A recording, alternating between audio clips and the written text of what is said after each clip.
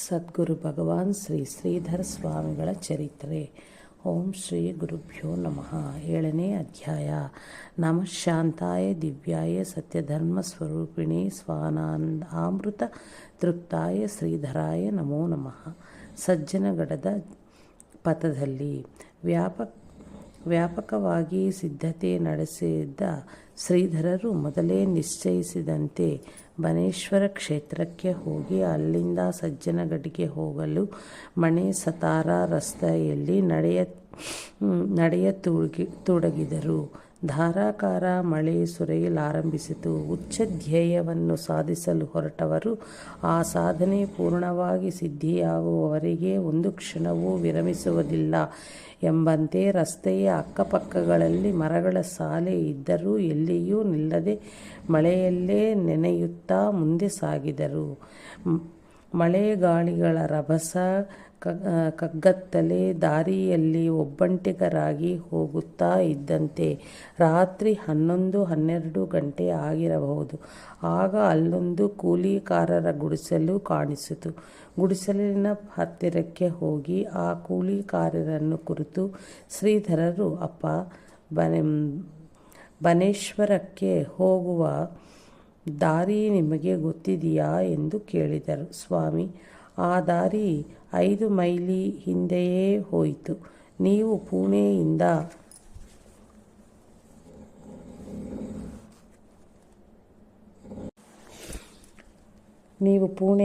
25-26 mile ಬಂದಿದ್ದೀರಿ. ಈಗ ಇಲ್ಲಿಂದ 2 ಮೈಲಿ ಹೋಗಿ ಅಲ್ಲಿಂದ ಎಡಕ್ಕೆ ಹೋಗುವ ರಸ್ತೆಯಲ್ಲಿ ಹೋದರೆ ಬನೇಶ್ವರ ಸಿಗುವುದು.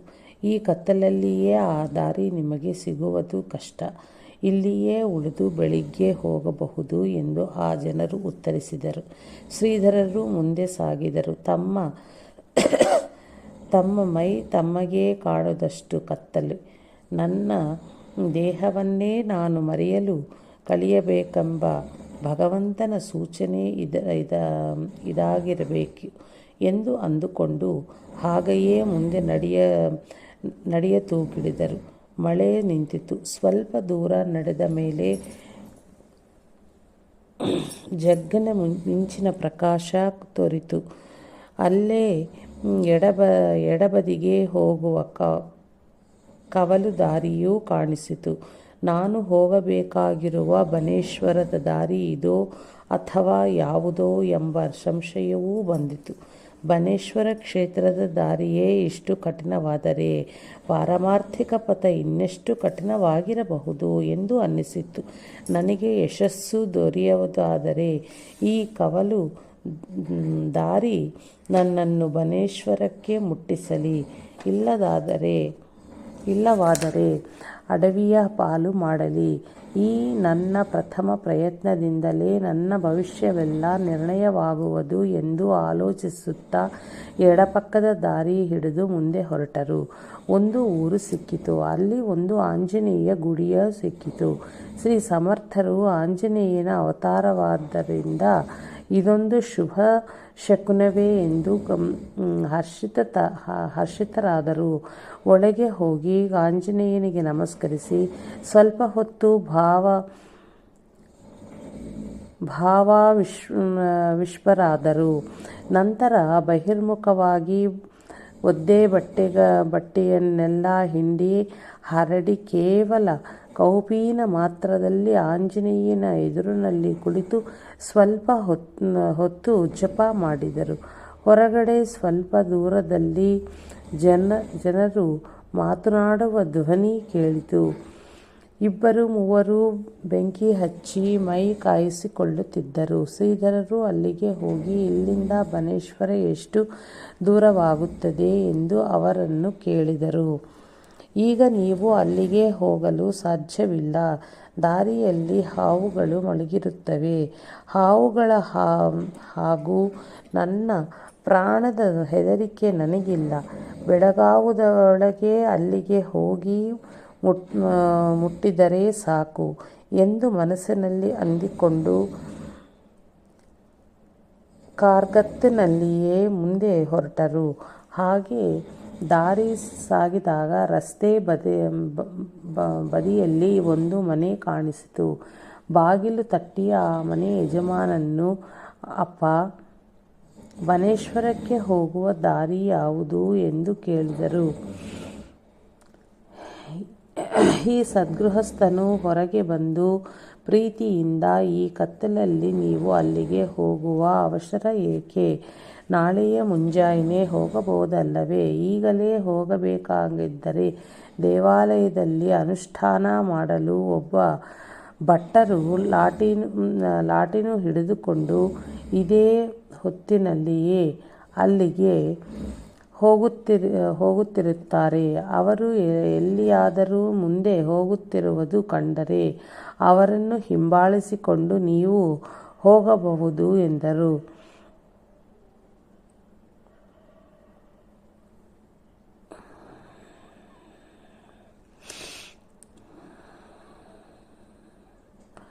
ಆ ಸಮಯಕ್ಕೆ ಸರಿಯಾಗಿ ಲಾಟಿನ್ ಬೆಳಕು ದೂರದಲ್ಲಿ ಕಾಣಿಸಿತು. ಶ್ರೀಧರರು ಓಡುತ್ತಾ ಹೋಗಿ ಲಾಟಿನ್ ಹಿಡಿದುಕೊಂಡು ಹೋಗುತ್ತಿದ್ದ ಭಟ್ಟರನ್ನು ಹಿಂಬಾಲಿಸಿ ಬನೇಶ್ವರ ದೇವಾಲಯವನ್ನು ತಲುಪಿದರು. ಆ ವೇಳೆಗೆ ಸರಿಯಾಗಿ ಅರುಣೋದಯವೂ ಆಗಿತ್ತು.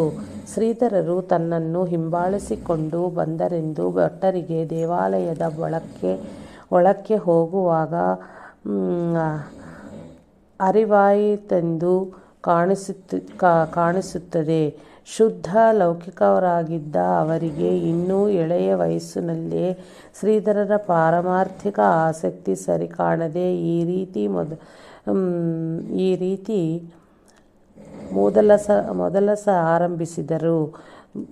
ಬೆಳು ತಲೆ, ಬರಿಗಾಲು, ಬಟ್ಟಿಯಿಲ್ಲದೆ ದುಂಡುಗೆ ತಿರುಗುವರೆಲ್ಲ ಸಾಧುಗಳೇ.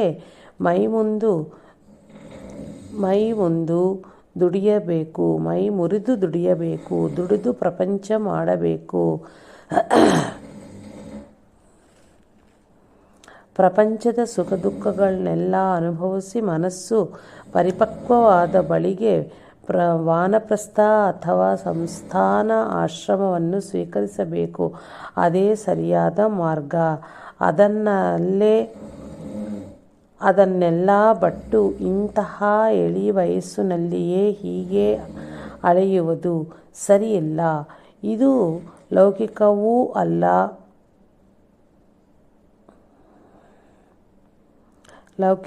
ಅಲ್ಲ, ಪಾರಮಾರ್ಥವೂ ಅಲ್ಲ. ಇದರಿಂದ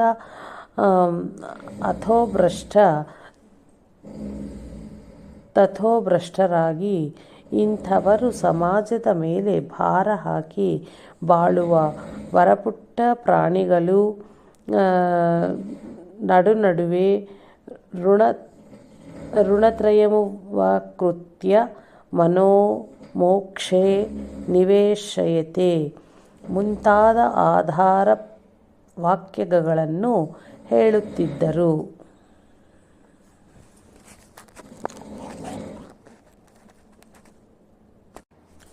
ಶ್ರೀಧರರು ಅವರನ್ನು ವಿರೋಧಿಸಲಿಲ್ಲ. ಏನೂ ಮರುನುಡಿಯದೆ ಸುಮ್ಮನೇ ನಿಂತಿದ್ದರು. ಶ್ರೀಧರರು ತಮ್ಮ ಮನಸ್ಸಿನಲ್ಲಿ ಇದು ಪರಮಾರ್ಥ, ಸಣ್ಣ ಸುಖದ ಅಲ್ಪಾರ್ಥಕ್ಕಾಗಿ ಸಂಸಾರಿಕರು ಅಷ್ಟಲ್ಲೇ ಕಷ್ಟಗಳನ್ನು ಸಹಿಸುವರು. ಅವರಿಗೆ ಅಷ್ಟಲ್ಲೇ ಸತ್ವ ಪರೀಕ್ಷೆ ಆಗುವುದಾದ ಮೇಲೆ ಇದಾದರೂ ಅನಂತ ಸುಖದ ಪರಮಾರ್ಥ. ಇದರಲ್ಲಿ ಎಷ್ಟು ಕಷ್ಟಗಳು ಬರಲಿಕ್ಕಿಲ್ಲ, ಎಷ್ಟು ಸತ್ವ ಪರೀಕ್ಷೆ ಆಗಲಿಕ್ಕಿಲ್ಲ. ಇನ್ನೂ ವಿಚಾರ ಮಾಡುವಲ್ಲಿ ಪರಮಾರ್ಥ ವಿಚಾರ ಗ್ರಹಣಕ್ಕೆ ಹುಟ್ಟಿ ಇಷ್ಟು ವರ್ಷಗಳಾಗಿರಬೇಕು, ಇಷ್ಟು ಮಕ್ಕಳಾಗಿರಬೇಕು ಎಂಬ ನಿರ್ಬಂಧಗಳಲ್ಲಿ ಹೇಳಲ್ಪಟ್ಟಿವೆ. ಈ ಬ್ರಾಹ್ಮಣನಿಗೆ ಯದಾ ಹರೇವ ವಿರಜೇತ್ತ ಹರೇವ ಪ್ರವಜಿತ್ ಬ್ರಹ್ಮಚರ್ಯಾದೇವ ಪ್ರವಚಿತ್ ಗೃಹಾದ್ವಾ ವನಾದ್ವಾ ಎಂಬ ಶ್ರುತಿ ವಚನವು ಗೊತ್ತಿಲ್ಲವೆಂದು ತೋರುತ್ತದೆ.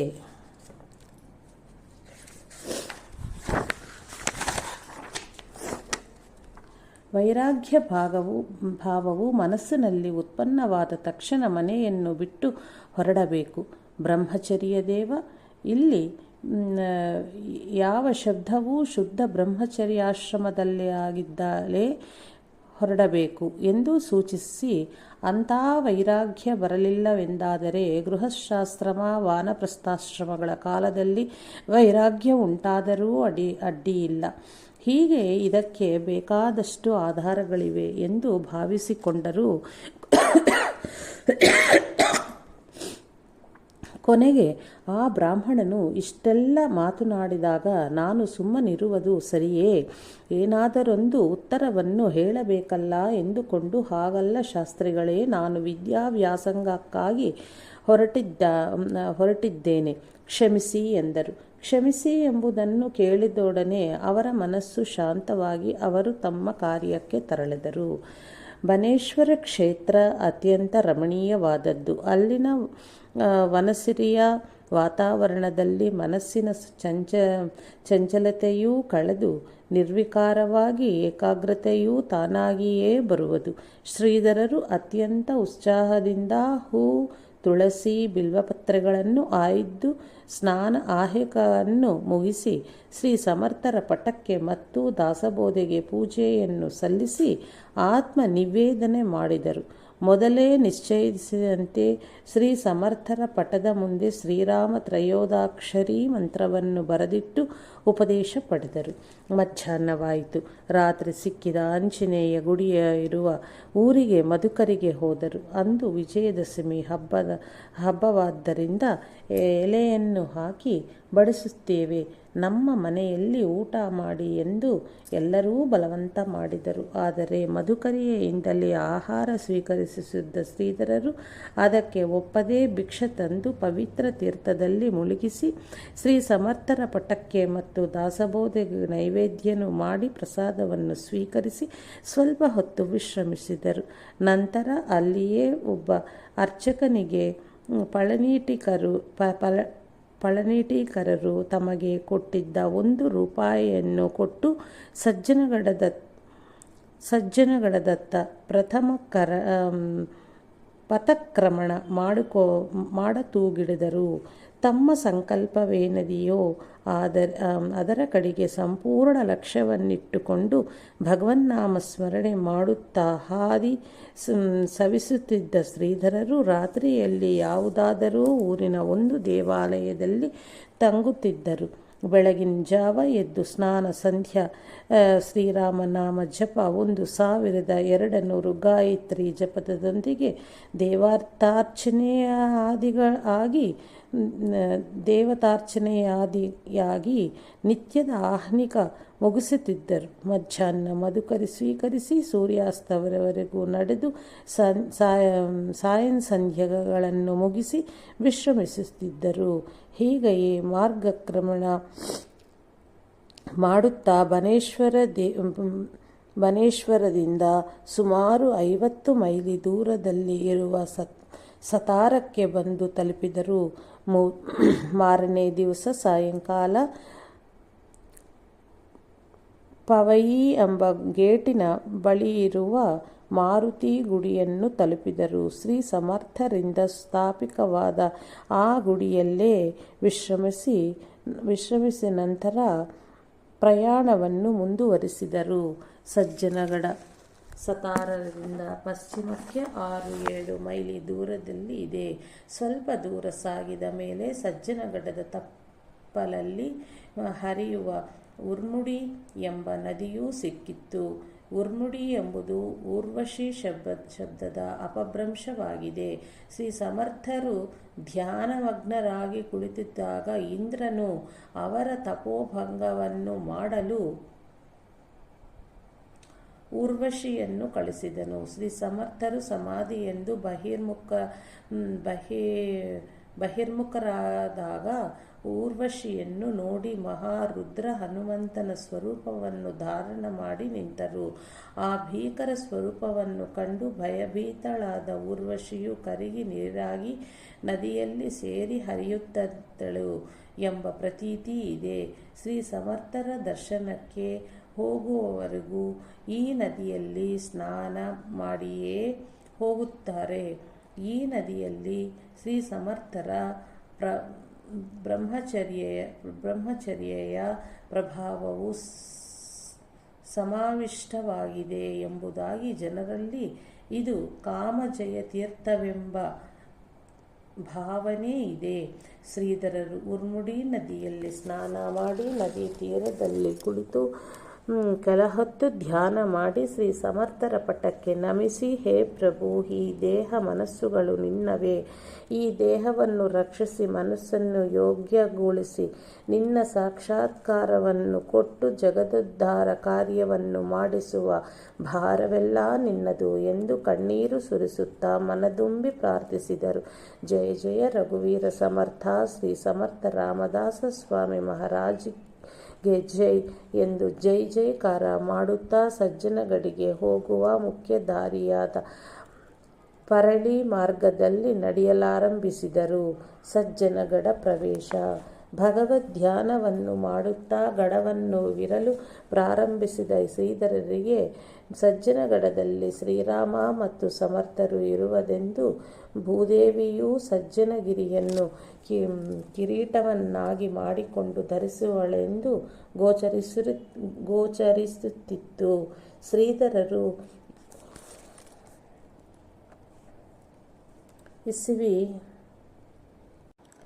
ಇಸವಿ 1927 ಇಸವಿ ಸಾಲಿವಾಹ ಶಕ 1849 ಶ್ರೀ ಪ್ರಭವನಾಮ ಸಂವತ್ಸರ ಆಶ್ವಯುಜ ಮಾಸ ಶುದ್ಧ ತ್ರಯೋದಶಿ ಎಂದು ಜಯ ಜಯ ರಘುವೀರ ಸಮರ್ಥ ಎಂದು ಜಯ ಜಯಕಾರ ಮಾಡುತ್ತಾ ಮಹಾದ್ವಾರವನ್ನು ಪ್ರವೇಶಿಸಿದರು. ಅದನ್ನು ದಾಟಿ ಮುಂದೆ ಬರುವಾಗ ಮೊದಲಿಗೆ ಸಿಗುವ ದೇಶ ಪಾಂಡೆಯವರ ಮನೆಯಿಂದ. ಈಗ ಅದು ಶ್ರೀಧರ ಕುಟಿ. ಬ್ರಾಹ್ಮಣರು ಭೋಜನವನ್ನು ಮುಗಿಸಿ ಕೈ ತೊಳೆಯಲು ಹೊರಗೆ ಬರುತ್ತಿದ್ದರು. ಈ ಶುಭ ಸೂಚನೆಯಿಂದ ಹರ್ಷಿತರಾದ ಶ್ರೀಧರಿಗೆ ಶ್ರೀ ಸಮರ್ಥರ ಕೃಪೆಯಿಂದ ಧರ್ಮೋದ್ಧಾರದ ಸಂಕಲ್ಪವು ಸಂಪೂರ್ಣವಾಗಿ ನೆರವೇರುತ್ತದೆಯೇ ಎಂಬುದರಲ್ಲಿ ಸಂದೇಹವೇ ಇಲ್ಲ ಎಂದು ದೃಢವಾಯಿತು. ಶ್ರೀ ಸಮರ್ಥರ ಮಠವನ್ನು ಹೊಕ್ಕು ಮೊದಲು ವಿನಾಯಕ ಗಣಪತಿ ಮತ್ತು ಅವನ ಹಿಂಭಾಗದಲ್ಲಿನ ಸಮರ್ಥ ಸಂಪ್ರದಾಯದ ನೇತಾರನಾದ ಆಂಜನೇಯ ಇವರಿಗೆ ವಂದಿಸಿ ಮುಂದೆ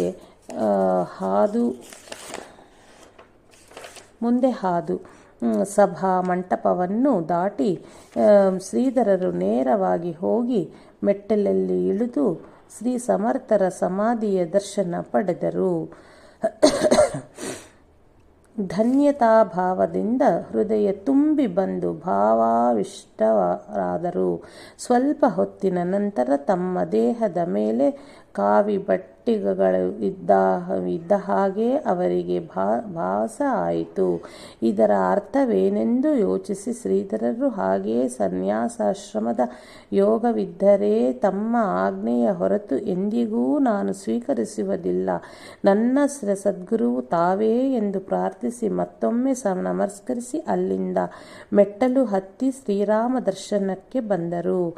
ಮಂದಿರದಲ್ಲಿ ಶ್ರೀರಾಮ, ಸೀತಾ, ಲಕ್ಷ್ಮಣ ಮತ್ತು ಆಂಜನೇಯದ ಪಂಚಧಾತು ಮೂರ್ತಿಗಳಿಗೆ ರಾಮಭಕ್ತಿ ಸುಧಾಸಾಗರದಲ್ಲಿ ಮೀಯುತ್ತಿದ್ದ ಶ್ರೀಧರರು ನಮಸ್ಕರಿಸಿ ಅಲ್ಲಿಂದ ಮಠಕ್ಕೆ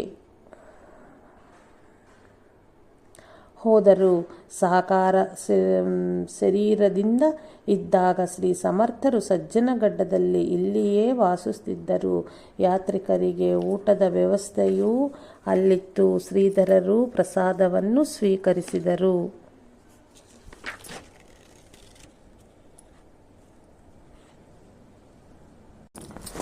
ರಾಮದಾಸಃ ಕಲವು ಯುಗೆ ಎಂಬ ಭವಿಷ್ಯತ್ ಪುರಾಣದ ವಚನದಿಂದಲೂ ಇನ್ನೂ ಹಲವು ಪ್ರಮಾಣಗಳಿಂದಲೂ ಶ್ರೀ ಸಮರ್ಥ ರಾಮದಾಸವರು ಶ್ರೀ ಆಂಜನೇಯ ಅವತಾರವೆಂದೇ ಪ್ರಸಿದ್ಧರಾಗಿ ಇರುವರು.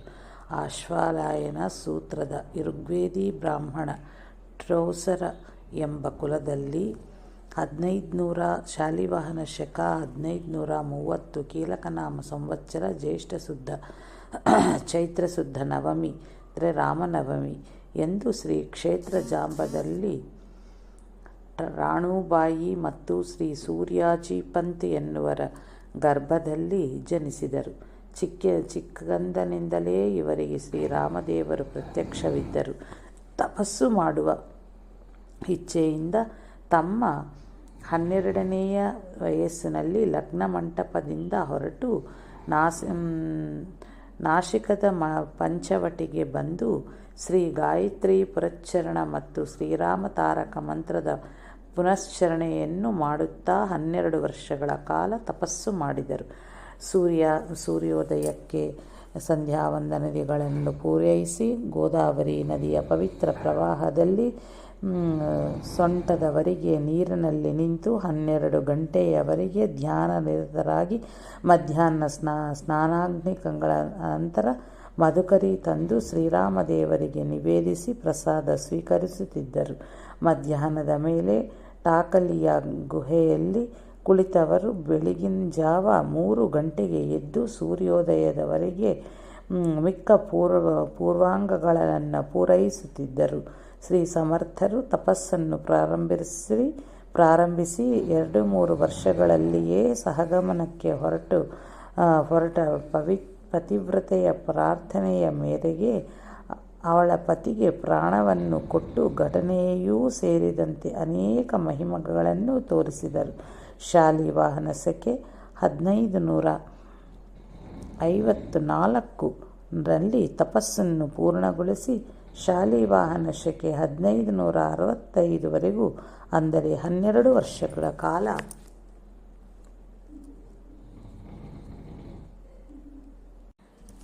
ಕಾಲ್ನಡಿಗೆಯಿಂದಲೇ ಎಲ್ಲ ತೀರ್ಥಯಾತ್ರೆಗಳನ್ನು ಮಾಡಿ ಹರಿಕೀರ್ತನಾದಿಗಳಿಂದ ಲೋಕ ಜಾಗೃತಿಯನ್ನು ಮಾಡಿ ಅನೇಕ ಗ್ರಂಥಗಳನ್ನು ರಚಿಸಿದರು. ಅಪಾರ ಶಿಷ್ಯ ಶಾಖೆಯನ್ನು ಬೆಳೆಸಿ ಅನೇಕ ಮುಖ್ಯ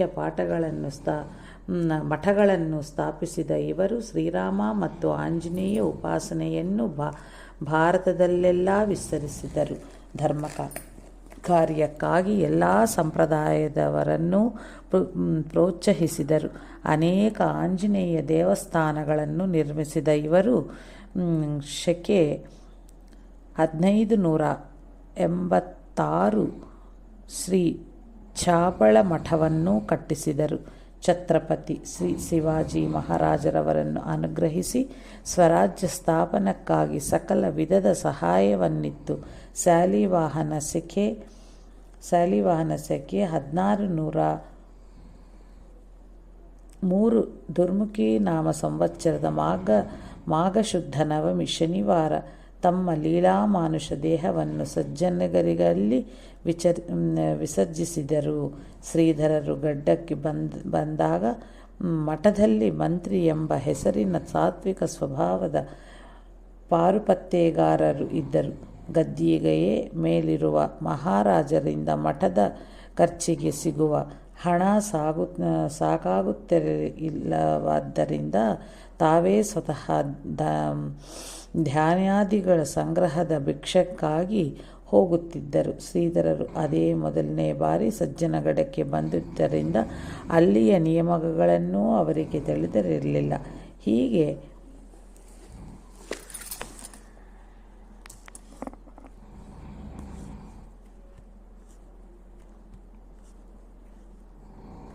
ಹೀಗೆ 3 ದಿನಗಳು ಕಳೆದವು.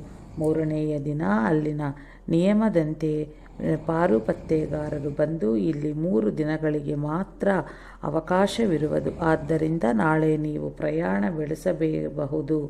ಚಲಿಸಬಹುದು. 3 ದಿನಗಳ ಮೇಲೆ ಇಲ್ಲಿ ಯಾರನ್ನೂ ಇಟ್ಟುಕೊಳ್ಳುವುದಿಲ್ಲ ಎಂದು ಹೇಳಿ ಹೊರಟು ಹೋದರು. ಶ್ರೀಧರರು ತಮ್ಮಲ್ಲೇ ವಿಚಾರ ಮಾಡಕೂಡದಗಿದರು.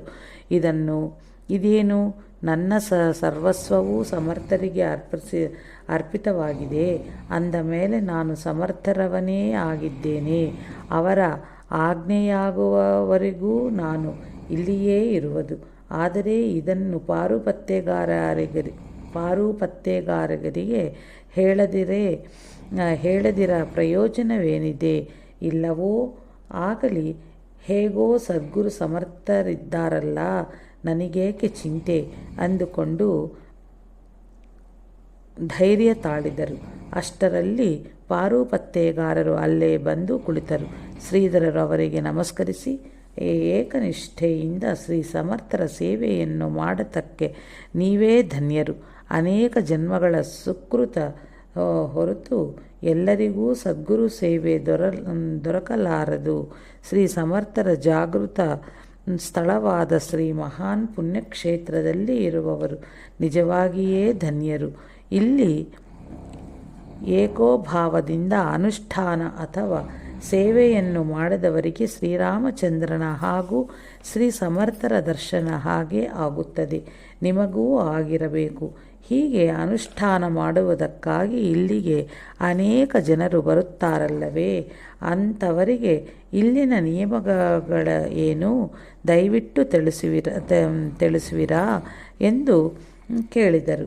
ಅದಕ್ಕೆ ಪಾರುಪತ್ತೆಗಾರರು, ಎಷ್ಟೋ ಜನ ಬಂದು ತಮ್ಮ ಖರ್ಚಿನಿಂದ ಇಲ್ಲಿ ಇದ್ದು ಹೋಗುವರು. ಹಾಗೆ ಅನುಕೂಲವಿಲ್ಲದವರಿಗೆ ಇಲ್ಲಿರಲು 3 ದಿನಗಳ ವ್ಯವಸ್ಥೆ ಇದೆ. ಮದುಕರಿ ಮಾಡಿಕೊಂಡು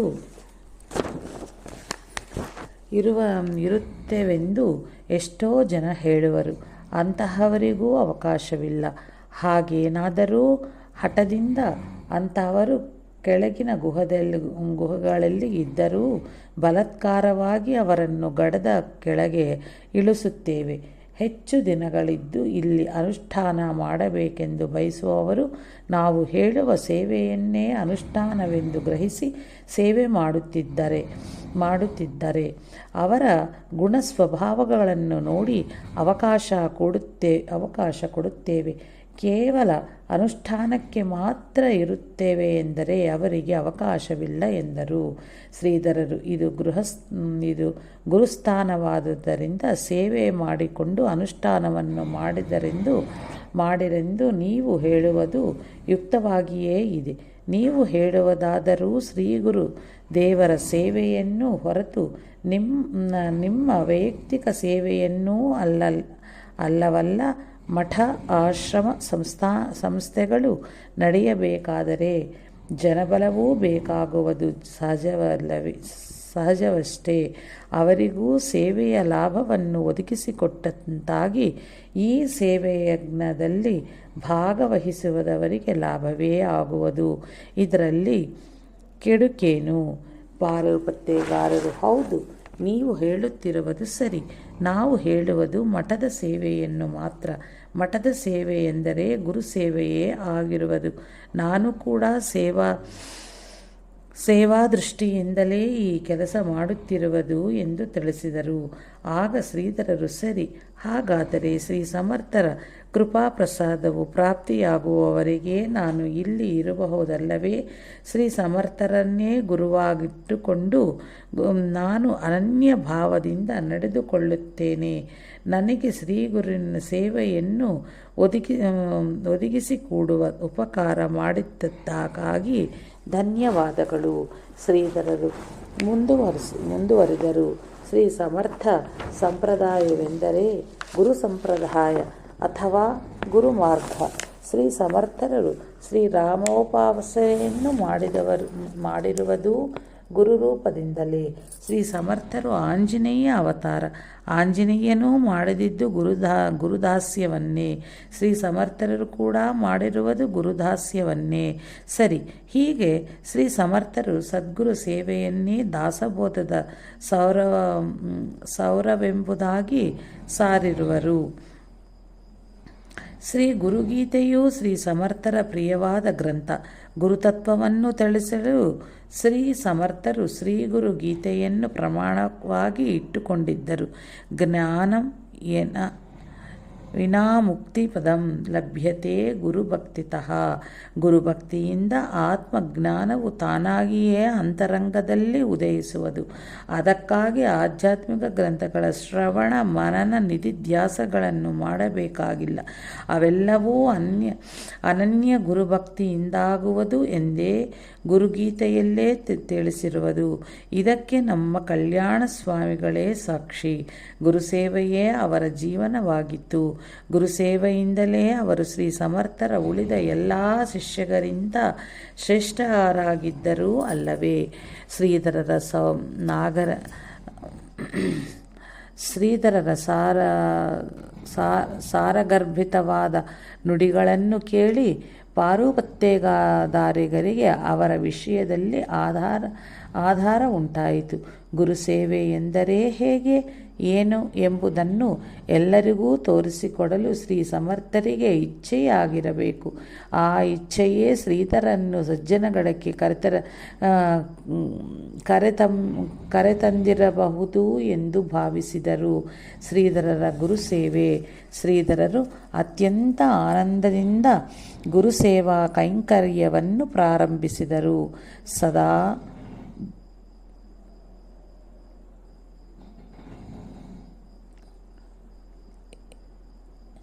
ಯಾವಾಗಲೂ ಯಾವಾತನ ದೇಹವು ಭಗವಂತನಿಗೆ ಸೇವೆಯಸ್ವಲ್ಪಟ್ಟದೋ, ಯಾವಾತನ ವಾಣಿಯಲ್ಲಿ ಸದಾ ರಾಮನಾಮವಿರುವುದೋ, ಯಾವಾತನು ಉತ್ತಮವಾದ ಸ್ವಧರ್ಮ ಆಚರಣೆಯಲ್ಲಿ ತತ್ಪರನಾಗಿ ಇರುವನೋ ಅಂತಹ ಸರ್ವೋತ್ತಮ ದಾಸನಾದವನೇ ಜಗತ್ತಲ್ಲಿ ಧನ್ಯವಾಗುವನು ಎಂಬ ಸಮರ್ಥರ ವಾಕ್ಯವು ಶ್ರೀಧರರ ವಿಷಯದಲ್ಲಿ ಹೆಚ್ಚು ಸಮಂಜಸವಾಗಿತ್ತು. ಎಂದಿನಂತೆ ಶ್ರೀಧರರು ನಿತ್ಯ ನಿಯಮ ಆಹ್ನಿಕಾದಿಗಳನ್ನು ಮುಗಿಸಿ ಜಪಕ್ಕೆ ಕುಳಿತು ನೈವೇದ್ಯ ಸಮಯಕ್ಕೆ ಸರಿಯಾಗಿ ನೈವೇದ್ಯವನ್ನು ತೆಗೆದುಕೊಂಡು ಹೋಗಿ ಕೊಡುವುದು. ನೈವೇದ್ಯವಾದ ಕೂಡಲೇ ಆ ಸ್ಥಳವನ್ನು ಶುದ್ಧಿ ಮಾಡುವುದರಿಂದ ಸೇವೆಯನ್ನು ಪ್ರಾರಂಭಿಸಿದರು. ಕೆಲವು ದಿನಗಳ ನಂತರ ಸ್ವಯಂ ಪ್ರೇರಣೆಯಿಂದ ಎಲ್ಲ ಕೆಲಸಗಳಲ್ಲಿಯೂ ತಮ್ಮನ್ನು ತೂಗಡಿಸಿಕೊಂಡರು.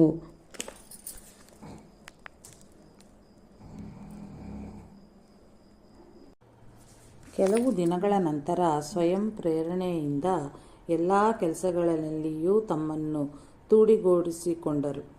ಇಸವಿ 1927 ಶಾಲಿವಾಹನ ಶಕೆ 1184 ಪ್ರಭವನಾಮ ಸಂವತ್ಸರ ಆಶ್ವಯುಜ ಶುದ್ಧ ತ್ರಯೋದಶಿ ದಿನದಿಂದ ಇಸವಿ 1927 ಶಾಲಿವಾಹನ ಶಕೆ 1851 ಶುಕ್ಲನಾಮ ಸಂವತ್ಸರ ಮಾಘ ಶುದ್ಧ ದಶಮಿಯವರೆಗೆ ಸಜ್ಜನಗಡದಲ್ಲಿ ಶ್ರೀಧರರ ದಿನಚರಿ ಹಾಗೂ ಗುರುಸೇವೆಯು ಎಲ್ಲರಿಗೂ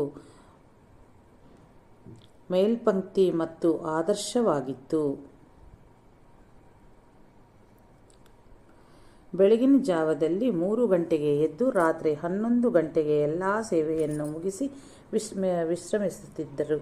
ಎದ್ದ ಕೂಡಲೇ ಸ್ವಲ್ಪ ಹೊತ್ತು ಆತ್ಮಚಿಂತೆಯನ್ನು ಮಾಡಿ ಶ್ರೀರಾಮ ಸಮರ್ಥರನ್ನು ಗುರುಭಾವನೆಯಿಂದ ಅಲ್ಲಿಯೇ ಅಭಿನಮಿಸಿ ಗರ್ಭಗುಡಿಯ ಮುಂದೆ ಇರುವ ಸಭಾಮಂಟಪವನ್ನು ಮತ್ತು ದೇವಸ್ಥಾನದ ಎದುರು ಗುಡಿಸಿ ಗೋಮಯ ನೀರು ಚಿಮುಕರಿಸಿ ಸ್ನಾನಕ್ಕೆ ಹೋಗುತ್ತಿದ್ದರು. ದೇಹ ಧರ್ಮಗಳನ್ನೆಲ್ಲ ಮುಗಿಸಿ ಸ್ನಾನವನ್ನು ಮಾಡಿ ಬರಬೇಕಾದರೆ 4 ಗಂಟೆ ಆಗುತ್ತಿತ್ತು. ಬಂದವರು ಸಮರ್ಥರ ಶಯನಗೃಹ ಮತ್ತು ಗರ್ಭಗುಡಿಯ ಒಳಗೆ ಗೂಡಿಸಿ ಊದಿನ ಕಡ್ಡಿಯ ಹಚ್ಚಿಟ್ಟು ಸರಿಯಾಗಿ 4:15 ಗಂಟೆಗೆ ಕಾಕಡಾಹಾರತಿ ಪ್ರಾರಂಭ ಮಾಡುತ್ತಿದ್ದರು. ಎಲ್ಲ ಕಡೆಯ ಕಾಕಡಾಹಾರತಿ ಮುಗಿಯಬೇಕಾದರೆ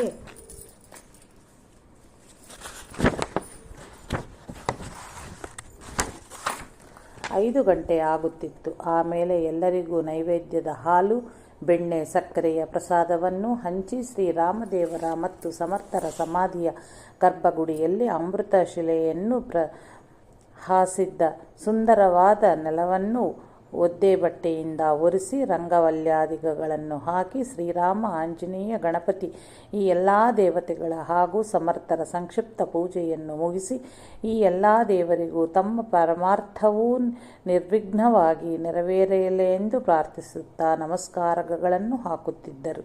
ಶ್ರೀಧರರು 3 ಹೊತ್ತು 3 ಕಡೆಗೆ ನಮಸ್ಕಾರಗಳನ್ನು ಹಾಕುವ ಪದ್ಧತಿಯನ್ನು ಇಟ್ಟುಕೊಂಡಿದ್ದರು. ಶ್ರೀರಾಮನ ಮುಂದೆ ಪರಮಾರ್ಥವೂ ನಿರ್ವಿಘ್ನವಾಗಿ ಮುಕ್ತವಾಗಿ ಸಾಗಬೇಕೆಂಬುದಾಗಿಯೂ ಶ್ರೀ ಸಮರ್ಥರಲ್ಲಿ ನಾನು ಆತ್ಮ ಸಾಕ್ಷಾತ್ಕಾರಕ್ಕಾಗಿ ಜಗತ್ಕಾರ್ಯವೂ ಆಗುವಂತೆ ತಾವು ಅನುಗ್ರಹಿಸರೆಂದು ಶ್ರೀ ಸಮರ್ಥರ ಶಯನಗೃಹದಲ್ಲಿ ನನ್ನಲ್ಲಿ ಯಾವಾಗಲೂ ಸಂಪೂರ್ಣ ವೈರಾಗ್ಯವು ನೆಲೆನಿಂತಿದ್ದು ಈಗ ಹುಟ್ಟಿದ ಶಿಶುವಿನಿಂದ ಹಿಡಿದು ಹಣ್ಣಾದ ಮುದುಕಿಯವರೆಗೂ ಎಲ್ಲ ಸ್ತ್ರೀಯರಲ್ಲಿ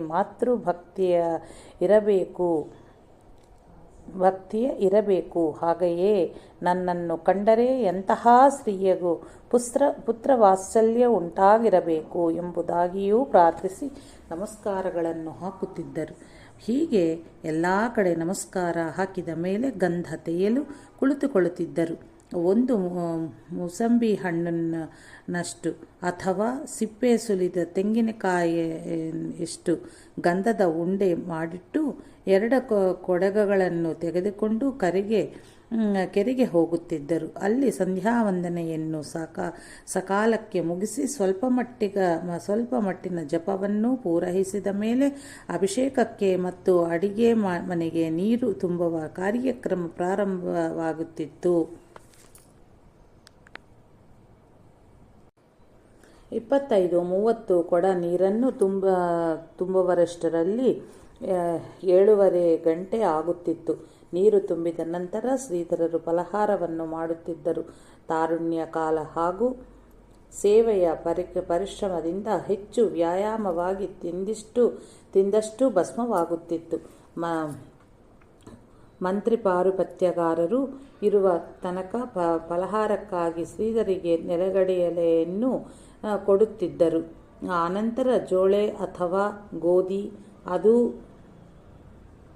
ಸಿಗದಿದ್ದರೆ ದೇವರ ಮುಂದಿನ ಪೆಟ್ಟಿಗೆಯನ್ನು ಬಗ್ಗಿಸಿ ತಮಗೆ ಬೇಕಾದಷ್ಟು ಅಕ್ಕಿಯನ್ನು ತಿನ್ನುತ್ತಿದ್ದರು. ಪೇಡೆ ಮಾತ್ರ ತಿನ್ನುತ್ತಿರಲಿಲ್ಲ. ಅಕ್ಕಿಯ ಜೊತೆಗೆ ದುಡ್ಡು ಬಿದ್ದರೆ ಅದನ್ನು ಪುನಃ ಪೆಟ್ಟಿಗೆಗೆ ಹಾಕುತ್ತಿದ್ದರು. ದೇವರ ಮುಂದಿನ ಪೆಟ್ಟಿಗೆ ಎಂದರೆ ಈ ಕಡೆಯ ಕಾಣಿಕೆ ಡಬ್ಬಿಯಂತೆ.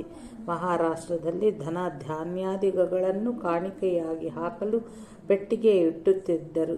ದರ್ಶನಾರ್ಥಿಗಳು ಬರೀ ಕೈಯಿಂದ ಬರಬಾರದು ಎಂಬ ಭಾವನೆಯಿಂದ ಬರುವವರೆಲ್ಲರೂ ಸ್ವಲ್ಪ ಧಾನ್ಯವನ್ನಾದರೂ ತಂದು ಆ ಪೆಟ್ಟಿಗೆಗೆ ಹಾಕುತ್ತಿದ್ದರು ಹಾಗೂ ಪದ್ಧತಿ ಇದೆ.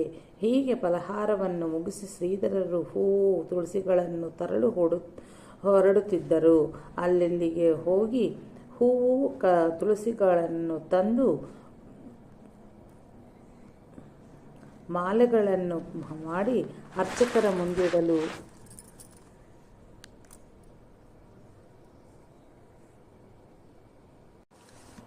9:10 ಆಗುತ್ತಿತ್ತು. ಮೊದಲು ಶ್ರೀರಾಮದೇವರು, ಶ್ರೀ ಸಮರ್ಥರು ಮತ್ತು ಶಯನಗೃಹ ಈ 3 ಕಡೆಗೂ ಇವರಿಗೆ ಕುಡಿಯಲಿಕ್ಕೆ ನೀರು ಬೇಕಾಗುವುದು ಎಂಬ ಭಾವನೆಯಿಂದ ಬಿಂದಿಗೆಯನ್ನು ಚೆನ್ನಾಗಿ ತಿಕ್ಕಿ ತೊಳೆದು ಅವುಗಳನ್ನು ಬಟ್ಟೆಯಿಂದ ಸೋಸಿ ನೀರನ್ನು ತುಂಬಿಡುತ್ತಿದ್ದರು. ಅನಂತರ ಮತ್ತೊಮ್ಮೆ ಸಭಾಮಂಟಪಕ್ಕೆ ಗೂಡಿಸಿ ಅಡಿಗೆ ಮನೆಯ ಕಡೆಗೆ ಬೇಕಾದ ಏನಾದರೂ ಸ್ವಲ್ಪ ಸಹಾಯ ಮಾಡಿ ಮಧ್ಯಾಹ್ನ ಸ್ನಾನಕ್ಕೆ ತರಳುತ್ತಿದ್ದರು. 11 ಮೇಲೆ ಸ್ನಾನಕ್ಕೆ ತೆರಳಿ ಮಧ್ಯಾಹ್ನದ ಸಂಧ್ಯಾಕಾಲಗಳನ್ನು ಮುಗಿಸಿ 11:30 ಗಂಟೆಗೆ ಗುಡಿಗೆ ಬಂದು ಕುಂಡದಲ್ಲಿದ್ದ ಅಭಿಷೇಕದ ನೀರನ್ನು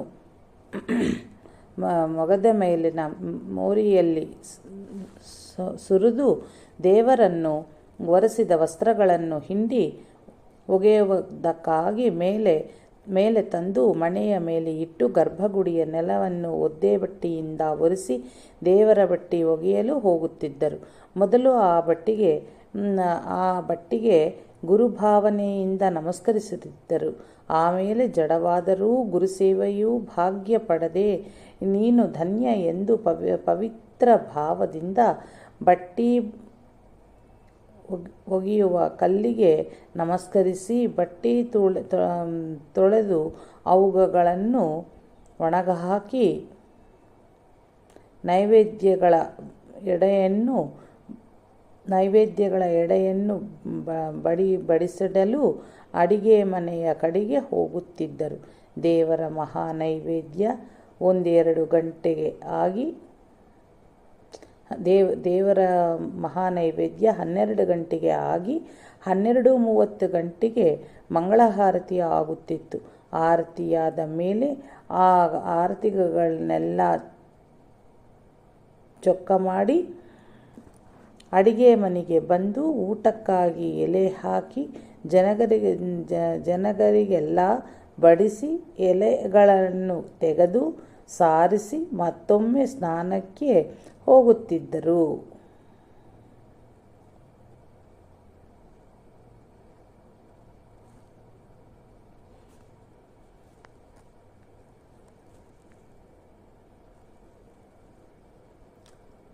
ಆರತಿಯಾದ ಮೇಲೆ ಆ ಆರತಿಗಳನ್ನೆಲ್ಲ ಚೊಕ್ಕ ಮಾಡಿ ಅಡಿಗೆ ಮನೆಗೆ ಬಂದು ಊಟಕ್ಕಾಗಿ ಎಲೆ ಹಾಕಿ ಜನರಿಗೆಲ್ಲ ಬಡಿಸಿ ಎಲೆಗಳನ್ನು ತೆಗೆದು ಸಾರಿಸಿ ಮತ್ತೊಮ್ಮೆ ಸ್ನಾನಕ್ಕೆ ಹೋಗುತ್ತಿದ್ದರು. ಸ್ನಾನ ಮಾಡಿದ ಮೇಲೆ ಸಾಮಾನ್ಯ 2 ಗಂಟೆಗೆ ಮಠದಿಂದ ಮಧುಕರಿ ತಂದು ದೇವರಿಗೆ ನಿವೇದಿಸಿ ಆ ಮಧುಕರಿ ಪ್ರಸಾದವನ್ನು ಒಂದು ವಸ್ತ್ರದಲ್ಲಿ ಕಟ್ಟಿ ಕೇಶವಾದಿ 24 ನಾಮಗಳಿಂದ ಕೇಶವಾದಿ 24 ನಾಮಗಳಿಂದ ಕೆರೆಯ ನೀರಿನಲ್ಲಿ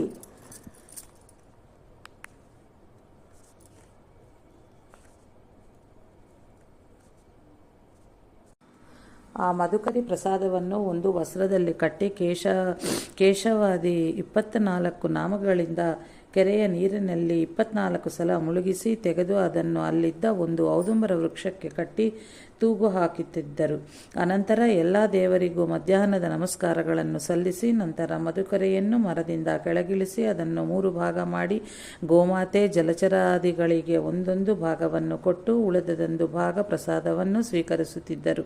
ಹಬ್ಬದ ದಿವಸಗಳಲ್ಲಿ ಅನ್ನದ ಜೊತೆಗೆ ಭಕ್ಷಕಗಳನ್ನು ಇಟ್ಟಿದ್ದರೆ ಅವನ್ನು ಅಲ್ಲಿಯೇ ಇಟ್ಟು ಜೋಳದ ರೊಟ್ಟಿ ಮಾತ್ರ ತರುತ್ತಿದ್ದರು. ಪ್ರಸಾದ ಸ್ವೀಕರಿಸುವ ಮುಂಚೆ ಪ್ರಸಾದಕ್ಕೂ ಅನ್ನಪೂರ್ಣಗೂ ನಮಸ್ಕರಿಸುವ ಪದ್ಧತಿ ಇತ್ತು.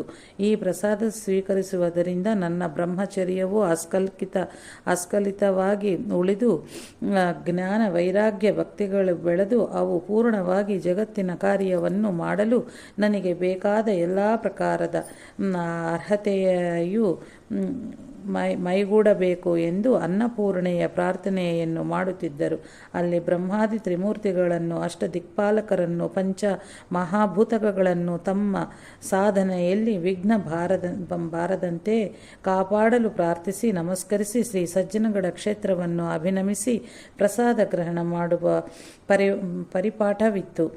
ಭೋಜನ ಮಾಡುವಾಗ ಕಣ್ಣು ಮುಚ್ಚಿ ಧ್ಯಾನ ಮಾಡುತ್ತಾ ಒಂದೊಂದು ತುತ್ತನ್ನು 13 ಸಾರಿ ತ್ರಯೋದಾಕ್ಷರ ಮಂತ್ರದ ಜಪವಾಗುವವರೆಗೆ ಜಗಿದು ನುಂಗುವ ನಿಯಮವನ್ನು ಇಟ್ಟುಕೊಂಡಿದ್ದರು. ಅನ್ನದಿಂದಲೇ ಮನಸ್ಸು ಮಾರ್ಪಾಡುವುದಾದ್ದರಿಂದ ಆ ಸಮಯ ಆದಷ್ಟು ಪವಿತ್ರತೆಯಿಂದಲೂ ಏಕಾಗ್ರ ಮನಸ್ಸಿನಿಂದಲೂ ಪ್ರಸಾದ ಗ್ರಹಣ ಮಾಡುತ್ತಿದ್ದರು.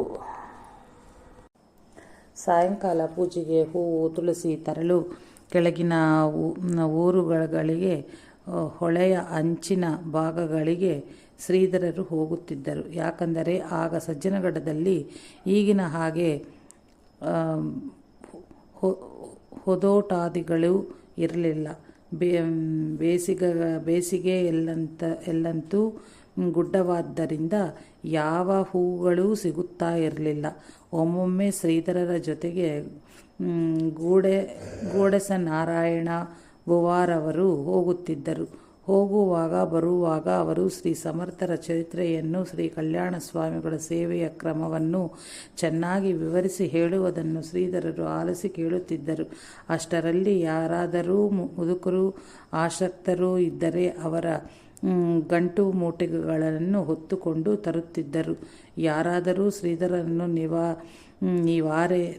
ನೀವ್ಯಾರೆಂದು ಕೇಳಿದರೆ ಗಡ್ಡಕ್ಕೆ ಬರುವ ಮುದುಕರ ಗಂಟು ಮೂಟೆಗಳನ್ನು ಹೊತ್ತು ಅವರನ್ನು ಗಡ್ಡಕ್ಕೆ ಮುಟ್ಟಿಸಲು ಇಲ್ಲಿಯ ಮಹಾರಾಜರು ನನ್ನನ್ನು ನೇಮಿಸಿದ್ದಾರೆ ಎಂದು ಶ್ರೀಧರರು ಹೇಳುತ್ತಿದ್ದರು. ಗಡ್ಡಕ್ಕೆ ಬಂದ ಮೇಲೆ ಸಭಾಮಂಟಪವನ್ನು ಗೂಡಿಸಿ ಯಾರಾದರೂ ಮಾಲೆಗಳನ್ನು ಮಾಡುವರಿದ್ದರೆ ಅವರಿಗೆ ತಂದ ಹೂವು ತುಳಸಿಗಳನ್ನು ಕೊಟ್ಟು ಸಾಯಂಕಾಲದ ಸ್ನಾನಕ್ಕೆ ಹೋಗುತ್ತಿದ್ದರು. ಹಾಗೆ ಮಾಲೆಗಳನ್ನು ಮಾಡುವವರು ಯಾರೋ ಸಿಗದಿದ್ದರೆ ತಾವೇ ಮಾಲೆಗಳನ್ನು ಮಾಡಿಟ್ಟು ಸ್ನಾನಕ್ಕೆ ಹೋಗುತ್ತಿದ್ದರು. ಸಂಧ್ಯತೆಗಳನ್ನು ಮುಗಿಸಿ ಗರ್ಭಗುಡಿಗಳನ್ನು ಶಯನಗೃಹವನ್ನು ಗುಡಿಸಿ ಅಲ್ಲಿಯ ಬಟ್ಟೆಗಳನ್ನು ತೆಗೆದು ನಿತ್ಯ ತಾವೇ ತೊಳೆದು ಒಣಗಿಸಿದ ಬೇರೆ ವಸ್ತ್ರಗಳನ್ನು ಹಾಕಿ ಸೈಯೆಯನ್ನು ಹೂವುಗಳಿಂದ ಅಲಂಕರಿಸಿ ಧೂಪ ಅಥವಾ ಊದಿನ ಕಡ್ಡಿಗಳನ್ನು ಹಚ್ಚಿಟ್ಟು ಮಂಗಳಾರತಿಗೆ ಹೋಗುತ್ತಿದ್ದರು. ಮಂದಿರದಲ್ಲಿ ಆರತಿಯಾದ ನಂತರ ಅಲ್ಲಿಯ ಕ್ರಮದಂತೆ ಮಂದಿರದ ಹೊರಗೆ ಪರಿಕ್ರಮದ ಆವರಣದ ದೇವರುಗಳ ಆರತಿ ಮುಗಿಸಿ ಮುಂದೆ ಮಠದಲ್ಲಿನ ಶಯನಗೃಹದ ಆರತಿಯನ್ನು ಮುಗಿಸಿ ನಗರ ಮಾರುತಿಯ ಆರತಿಗಾಗಿ ತೆರಳುತ್ತಿದ್ದರು. ಆರತಿಯ ಜೊತೆಗೆ ರಾಮದಾಸ ಗುರು ಮಾಛೆ ಆಯಿ ಮಾಚಲ ಠಾವ ದ್ವಾಚೆ ಪಾಯಿ, ನನ್ನ ತಾಯಿ ಗುರು ರಾಮದಾಸರೇ ತಮ್ಮ ಪಾದದಡಿ ನನಗಾಶ್ರಯ ನೀಡಿ ಎಂದು ಪ್ರಾರ್ಥಿಸುವ ಈ ಭಜನೆಯನ್ನು ಭಕ್ತಿಯಿಂದ ಹೇಳುತ್ತಾ ಹೋಗುತ್ತಿದ್ದರು. ಮಾರುತಿಯ ಆರತಿಯಾದ ಮೇಲೆ ಆ ಭಜನೆಯನ್ನು ಹೇಳುತ್ತಲೇ ಗುಡಿಗೆ ಹಿಂದಿರುಗಿ ಬಂದು ಸಂಪ್ರದಾಯದ ಪೈಕಿ ಯಾರಾದರೂ ದೊಡ್ಡವರಿದ್ದರೆ ಅವರಲ್ಲಿ ದಾಸಬೋಧವನ್ನು ಓದಲು ಪ್ರಾರ್ಥಿಸಿ ಎಲ್ಲರ ಜೊತೆಗೆ ತಾವು ಶ್ರವಣ ಮಾಡುತ್ತಿದ್ದರು.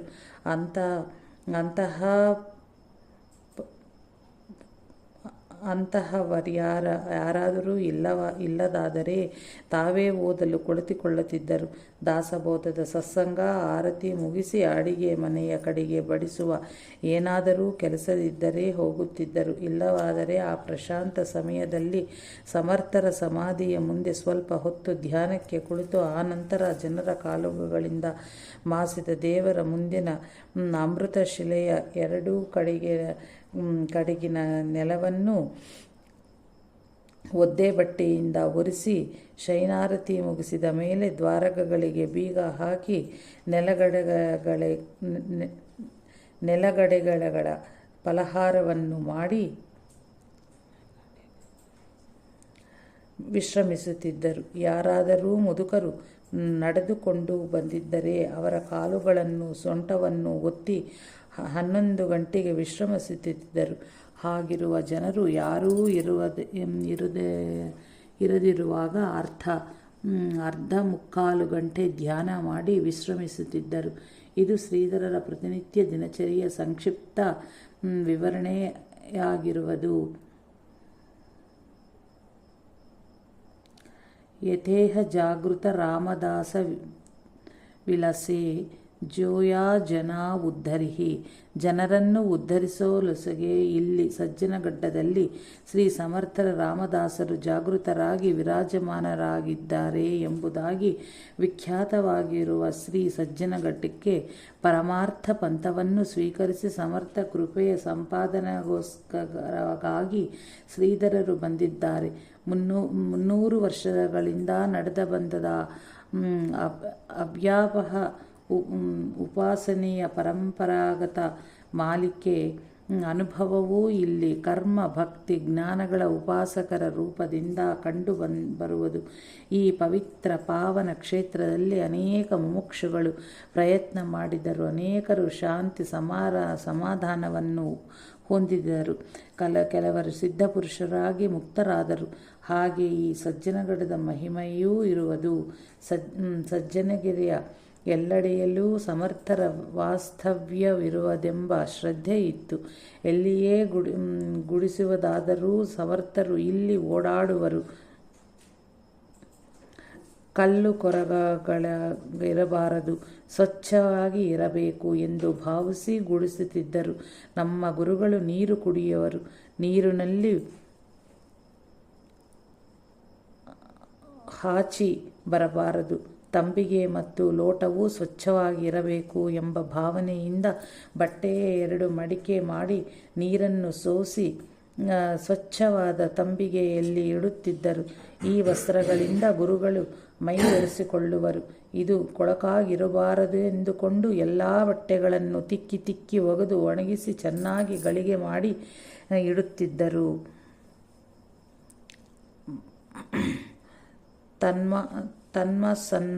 ಸನ್ಮಾ ತದಾ ಲುಪ್ತಾಜಿಜ್ಯೇಷ್ಠಾ ತದಾತ್ಮಿಕಾಂ ತದ್ಗುಣಾನೇವ ಗಾಯಂತ್ಯೋ ನಾತ್ಮಾಗಾರಣೀ ಸಸ್ಮರು ಭಾಗವತ ಎಂಬುದಾಗಿ ಶುಕ ಮಹಾಮುನಿಗಳು ಭಕ್ತಿ ಪರಾಯಣಗಳಾದ ಗೋಪಿಯರ ಸ್ಥಿತಿಯನ್ನು ವರ್ಣಿಸಿದಂತೆ ಶ್ರೀಧರರು ಕೂಡ ಗುರುವಿನಲ್ಲೇ ಮನಸ್ಸಿಟ್ಟು ಆತನ ವಿಷಯವಾಗಿಯೇ ಗುಣಗಾನ ವಾರ್ತಾಲಾಪವನ್ನು ಮಾಡುತ್ತಾ ತಮ್ಮ ದೇಹವನ್ನೇ ಮರೆತು ಬಿಡುತ್ತಿದ್ದರು. ಚಿಕ್ಕಂದನಿಂದ ಗರಡಿ ಮನೆಗೆ ಹೋಗಿ ಅಲ್ಲಿಯ ತರತರದ ವ್ಯಾಯಾಮ ಮಾಡಿ ಹಾಗೂ ನಿತ್ಯ ಸೂರ್ಯ ನಮಸ್ಕಾರಗಳಿಂದಾಗಿ ಶ್ರೀಧರರ ಶರೀರವು ಒಳ್ಳೆಯ ಗಟ್ಟಿಮುಟ್ಟಾಗಿ ಇತ್ತು. ಯಾವ ಶ್ರಮಕ್ಕೂ ಹಿಂಜರಿಯುತ್ತಿರಲಿಲ್ಲ. ಅದರಲ್ಲಿಯೂ ನವತಾರುಣ್ಯದ ಹಮ್ಮಸ್ಸು ಮತ್ತು ಶ್ರೀ ಗುರುಸೇವೆಯಲ್ಲಿ ದೇಹವನ್ನು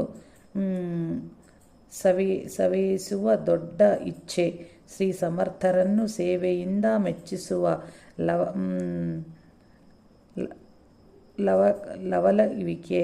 ಲವಲಿಕೆ, ತೀವ್ರ ಮೋಕ್ಷತ್ವ, ಅನನ್ಯ ಭಕ್ತಿಭಾವ ಇವರಿಗೆ ಇತ್ತು.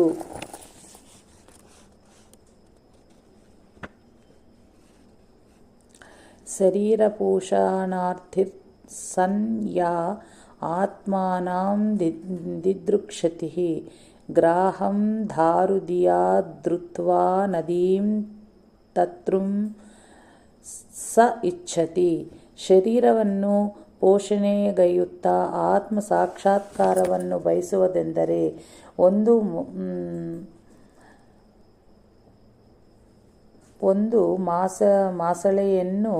ಒಂದು ಮೊಸಳೆಯನ್ನು ಹಿಡಿದುಕೊಂಡು ನದಿಯನ್ನು ದಾಟುವನೆಂಬ ಬಯಕೆಯಂತೆಯೇ ಸರಿ ಎಂಬ ಆಚಾರ್ಯ ಉಕ್ತಿಯಂತೆ ದೇಹದ ಪರಿವೆಯಿಟ್ಟು ಗುರುಸೇವೆಯನ್ನು ಮಾಡಿದರೆ ಈತನು ದೇಹಾಭಿಮಾನವನ್ನು ತೋರದವನಲ್ಲ.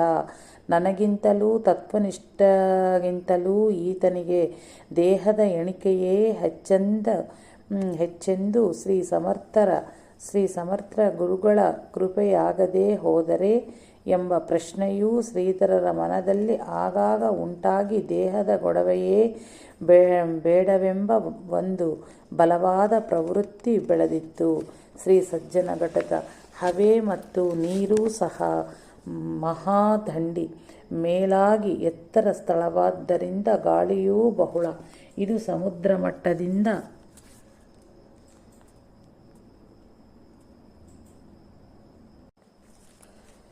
2800 ಅಡಿ ಎತ್ತರದಲ್ಲಿದೆ. ತಮ್ಮ ಒಂಟಿ ಪಂಚೆ ಒಗೆಯುವಷ್ಟು ಸಮಯವನ್ನು ಸುಮ್ಮನೆ ತನಗಾಗಿ ಯಾಕೆ ಕಳೆಯಬೇಕು? ಅಷ್ಟು ಸಮಯ ಗುರುಸೇವೆಗೆ ಕಡಿಮೆಯಾದಂತಾಗುವುದು ಎಂದು ಶ್ರೀಧರರು ಸಜ್ಜನಗಡಕ್ಕೆ ಬಂದು 1 ತಿಂಗಳ ಒಳಗೆ 2 ಕೌಪೀನವನ್ನು ಮಾತ್ರ ಮಾಡಿ ಇಟ್ಟುಕೊಂಡಿದ್ದರು. ಸ್ನಾನವನ್ನು ಮಾಡಿ ಒಂದನ್ನಷ್ಟು ಇನ್ನೊಂದನ್ನು ಬೇರೆಯವರು ಮುಟ್ಟದಂತೆ ಕೆರೆಯ ದಂಡೆಯ ಮೇಲೆ ತಾವು ಸ್ನಾನ ಮಾಡುವಲ್ಲಿ ಒಣಗಾಕಿ ಇಟ್ಟಿದ್ದರು. ಮಳೆಗಾಲದಲ್ಲಿಯೂ ಅತ್ತಿತ್ತ ಹೋಗುವಾಗ ಮೈಮೇಲೆ ಏನೂ ಇರದಿರುವುದರಿಂದ ಜಟೆ ಮತ್ತು ಮೈಯೆಲ್ಲ ಒದ್ದೆಯಾಗಿ ಅದು ಆ ಅಪರಿಮಿತ ಗಾಳಿಗೆ ತನ್ನಿಂದ ತಾನೇ ಒಣಗಬೇಕಾಗಿತ್ತು. ತೊಯ್ದು ಮೈಯನ್ನು ಅವರು ಒರೆಸುತ್ತಿರಲಿಲ್ಲ. ಒಂದು ದಿನ ಚಳಿಗಾಲದಲ್ಲಿ ವಿಪರೀತ ಚಳಿ ಬಿದ್ದು ಆ ಕಡೆಗೆ ಎಷ್ಟೋ ಜನರು ಸತ್ತು ಹೋದರು. ಅಂದು ರಾತ್ರಿ ಮಾತ್ರ ಚಳಿಯನ್ನು ತಡೆಯಲಾರದೆ ಮೊಣಕಾಲುಗಳನ್ನು ಮುದುಡಿಸಿ ಹೊಟ್ಟೆಯಡಿಗೆ ಇಟ್ಟುಕೊಂಡು ತಮ್ಮ ಬೆನ್ನಿನ ಮೇಲೆ ಅಲ್ಲಿದ್ದ ಒಂದು ಮಣೆಯನ್ನು ಮಾತ್ರ ಇಟ್ಟುಕೊಂಡಿದ್ದರು. ಕೆಳಗೆ ನೆಲವೇ ಸರಿ. ಹೀಗೆ ಅರ್ಧರಾತ್ರಿಯೂ ಕಳೆಯಿತು. ಅಷ್ಟರಲ್ಲಿ ಇದು ಒಂದು ದೇಹಾಭಿಮಾನವಲ್ಲವೇ ಎಂದು ಮನದಲ್ಲುಂಟಾಗಿ ಅದನ್ನು ಬದಿಗೆ ಸರಿಸಿದರು. ಆ ದಿನವು ಹೀಗೆಯೇ ಕಳೆಯಿತು. ಸ್ನಾನದ ಕರೆಯ ಹೆಸರು ಕಂಬಾಳೆ ಎಂದಿದೆ. ಇದರ ನೀರು ಹಿಮದ ನೀರಿನಂತೆಯೇ ತಣ್ಣಗಾಗಿ ಇರುವುದು. ಅಲ್ಲಿಯ ಗಾಳಿಗೂ ಮತ್ತು ನೀರಿಗೂ ಚಳಿಗಾಲದಲ್ಲಿ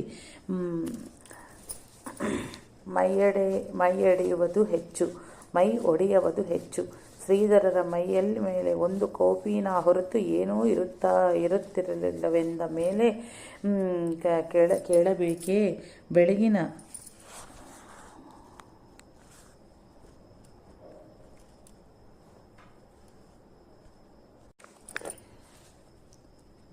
3 ಗಂಟೆಗೆ ಎದ್ದು ಸ್ನಾನಕ್ಕೆ ಹೋಗುವಾಗ ಕಾಲೆಲ್ಲ ಬಿರಿಬಿಟ್ಟಿರುವುದರಿಂದ ನಡೆಯಲಾಗದೆ ತೆವಳಿಕೊಂಡು ಸ್ನಾನಕ್ಕೆ ಹೋಗುತ್ತಿದ್ದರು. ಆಗ ಈಗಿನ ಹಾಗೆ ದಾರಿ ಹಾಗೂ ಸುತ್ತಮುತ್ತಲು ಕಲ್ಲು ಹಾಸು ಇರಲಿಲ್ಲ. ಆ ಕಂಬಾಳಿಯ ನೀರಿನಲ್ಲಿ ಮುಳುಗು ಹಾಕುವಾಗ ಗಾಯಗಳಿಗೆ ಲಿಂಬೆ ರಸ ಲೇಪಿಸಿದಾಗ ಆಗುವಂತೆ ಉರಿ ಆಗುತ್ತಿತ್ತು. ಆಗ ಶ್ರೀಧರರು ಸಾಮಾನ್ಯವಾಗಿ ಗೀತೆಯೇ ನೈನಂ ಛಿಂದಂತಿ ಶಸ್ತ್ರಾಣಿ ನೈನಂ ದಹತಿ ಪಾವಕಃ ನ ಚೈನಂ ನ ಜ್ಯೇನಂ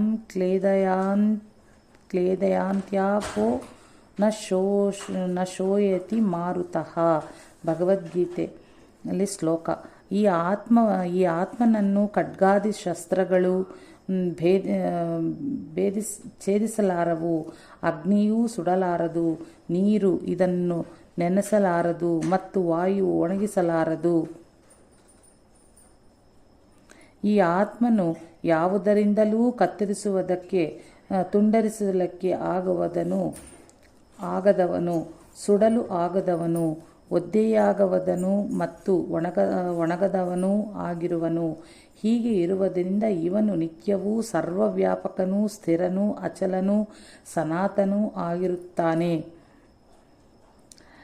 ಇವನು ಅವ್ಯಕ್ತನೂ ಅಂದರೆ ಇಂದ್ರಿಯಗಳಿಗೆ ಅಗೋಚರನು, ಅಚಿಂತ್ಯನು ಅಂದರೆ ಮನಸ್ಸಿಗೆ ಆ ವಿಷಯವನು ಮತ್ತು ವಿಕಾರರಹಿತನು ಎಂದು ಹೇಳಲ್ಪಟ್ಟಿದೆ. ಆದ್ದರಿಂದ ಈ ಆತ್ಮನನ್ನು ಈ ಪ್ರಕಾರವಾಗಿ ತಿಳಿದು ನೀನು ದುಃಖಿಸುವುದು ಯುಕ್ತವಲ್ಲ. ಹೀಗೆ ಈ 3 ಶ್ಲೋಕಗಳನ್ನು ಹೇಳಿ ಆತ್ಮಾನುಸಂಧಾನಕ್ಕಾಯುತ ಕೆರೆಯಲ್ಲಿ ಮುಳುಗು ಹಾಕುತ್ತಿದ್ದರು. ಇವರಿಗೆ ತ್ರಿಕಾಲ ಸ್ನಾನ ಮಾತ್ರ ಎಂಬುದಾಗಿ ಪರಿಮಿತಿ ಇರಲಿಲ್ಲ. ಮಡಿಯ ಸೇವೆಯೂ ಕಾಲದಲ್ಲಿ, ಅನುಷ್ಠಾನದ ಕಾಲದಲ್ಲಿ ಇತರತ್ಯಾದರೂ ಮುಟ್ಟಿದರೆ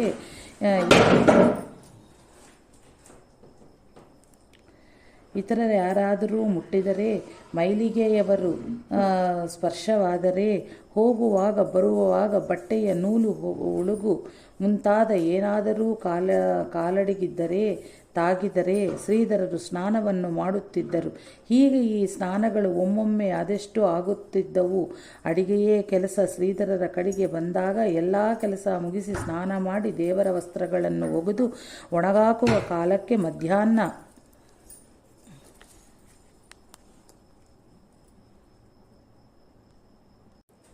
3-4 ಗಂಟೆ ಸಮಯ ಆಗುತ್ತಿತ್ತು. ಹಸಿವು ಮಿತಿಮೀರಿದರೂ ದೇವರ ವಸ್ತ್ರಗಳನ್ನು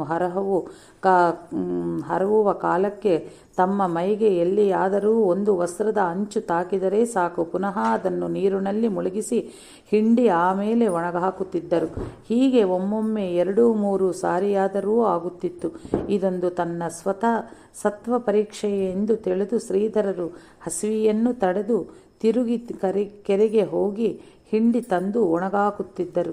ಶ್ರೀಧರಿಗೆ ನಾನು ಈ ಪರೀಕ್ಷೆಯ ಕಾಲಕ್ಕೆ ದೇಹದ ಕಡೆಗೆ ಲಕ್ಷ್ಯ ಕೊಟ್ಟು ತಪ್ಪಿದರೆ ದೇಹದ ಅಭಿಮಾನಿ ಎಂದು ಶ್ರೀ ಸಮರ್ಥರು ನನ್ನ ಮೇಲೆ ಕೃಪೆ ಮಾಡಲಿಕ್ಕವೆಂದು ತಿಳಿದು ಇಂಥ ಎಷ್ಟೋ ಸಂದರ್ಭದಲ್ಲಿ ಪ್ರಾಣವನ್ನು ಮುಷ್ಟಿಯಲ್ಲಿ ಹಿಡಿದುಕೊಂಡು ಇದ್ದಿದ್ದರೆ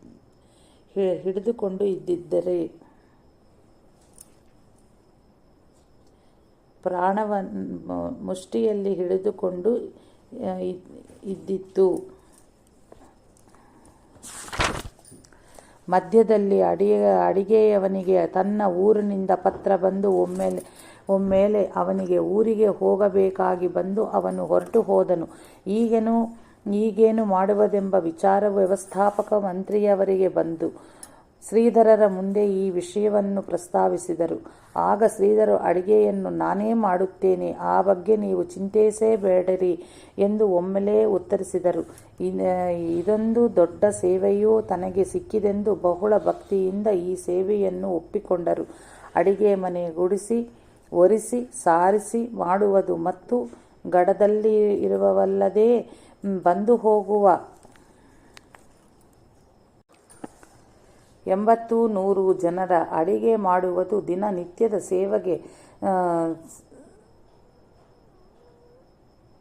ಸೇವಪರಡಾಯಿತು. ಬಾಕಿ ದಿನಗಳಲ್ಲಿ ಜನ ಸ್ವಲ್ಪ ಕಡಿಮೆಯಾದರೂ ಗುರುವಾರ ಜನರು ಹೆಚ್ಚು ಸೇರುತ್ತಿದ್ದರು. ಮಧ್ಯಾಹ್ನ ಸ್ನಾನಕ್ಕೆ ಹೋಗುವುದನ್ನು ನಿಲ್ಲಿಸಿ ಆ ಸಮಯದಲ್ಲಿ ಅಡಿಗೆಯನ್ನು ಮಾಡುತ್ತಿದ್ದರು.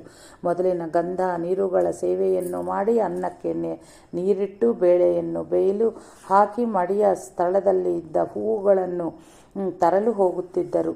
ಹೂವನ್ನು ಮಂದಿರದಲ್ಲಿ ಕೊಟ್ಟು ಬಂದು ಅಡಿಗೆ ಮಾಡಲು 9 ಗಂಟೆಗೆ ಪ್ರಾರಂಭಿಸಿದವರು ಅಷ್ಟು ಜನರಿಗೆ ಅನ್ನ, ಹುಳಿ, ಪಲ್ಯ, ಚಟ್ನಿ,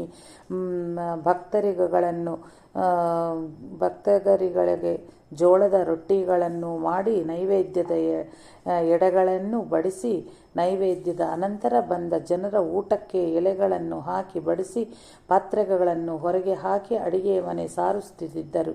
ಊಟಕ್ಕೆ ಬಹಳ ಜನವಿದ್ದರೆ ಗೋಡಸೆ ನಾರಾಯಣ ಬುವಾ ಅವರು ಬಡಿಸಲು ಸಹಾಯ ಮಾಡುತ್ತಿದ್ದರು. ಆಮೇಲೆ ಎಲ್ಲರ ಎಂಜಲು ಬಾಳೆ ಎಲೆಗಳನ್ನು ತೆಗೆದು ಸಾರಿಸಿ ಸ್ನಾನಕ್ಕೆ ಹೋಗುತ್ತಿದ್ದರು. ಕೆಲವೊಮ್ಮೆ ಪಾತ್ರೆಯನ್ನು ತೊಳೆದಿಟ್ಟು ಸ್ನಾನಕ್ಕೆ ಹೋಗುವ ಸಂದರ್ಭವೂ ಬರುತ್ತಿತ್ತು. ಇದರ ಮಧ್ಯದಲ್ಲಿ ರಾತ್ರಿಯ ಬೆಳಕಿಗಾಗಿ ದೀಪ, ಲಾಟಿನು, ಹರಳುಗಳನ್ನು ಚೆನ್ನಾಗಿ ಒರೆಸಿ ಎಣ್ಣೆ ಹಾಕಿಟ್ಟು ಹೋಗುತ್ತಿದ್ದರು. ಈ ಹಿಂದೆ ಹೇಳಿದ ಕ್ರಮದಂತೆ ಎಲ್ಲ ಮುಗಿಸಿ ಊಟ ಮಾಡಲು 4-4:15 ಗಂಟೆ ಆಗುತ್ತಿತ್ತು.